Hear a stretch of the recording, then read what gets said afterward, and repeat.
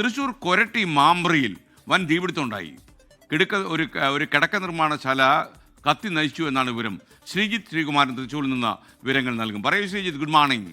Good morning എസ്കേൻ. രാവിലെ 7 മണിയോടുകൂടിയാണ് ഈ തീപിടുത്തം ഉണ്ടായത് എന്നാണ് നാട്ടുകാർ പറയുന്നത്. ചാലക്കുടിയിൽ നിന്നും മറ്റുമുള്ള ഫയർഫോഴ്സ് യൂണിറ്റുകൾ അതിവേഗം തന്നെ അവിടേക്ക് എത്തിയെന്നാണ് മനസ്സിലാക്കുന്നത്. എന്തായാലും വലിയ തീപിടുത്തമാണ് സംഭവിച്ചിരിക്കുന്നത്. ഷോർട്ട് സർക്യൂട്ടാണ് ഈ തീപിടുത്തത്തിന് കാരണമെന്നാണ് പ്രാഥമികമായ ഒരു വിലയിരുത്തലുള്ളത്. അതൊരു പ്രാഥമികമായ വിലയിരുത്തൽ മാത്രമാണ്.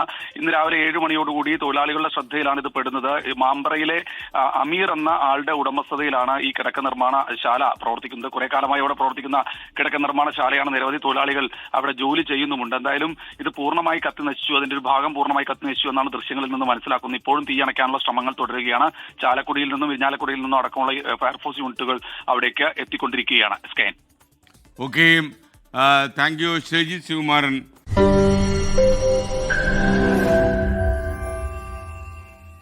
ലോകത്തെവിടെയായാലും ഏത് സമയത്തും 24 വാർത്തകളും ഓഗ്മെന്റഡ് റിയാലിറ്റി പാക്കേജുകളും എക്സ്പ്ലെയിനറുകളും വിശദമായി കാണാൻ ഞങ്ങളുടെ യൂട്യൂബ് ചാനൽ നിങ്ങൾക്ക് സബ്സ്ക്രൈബ് ചെയ്യാം.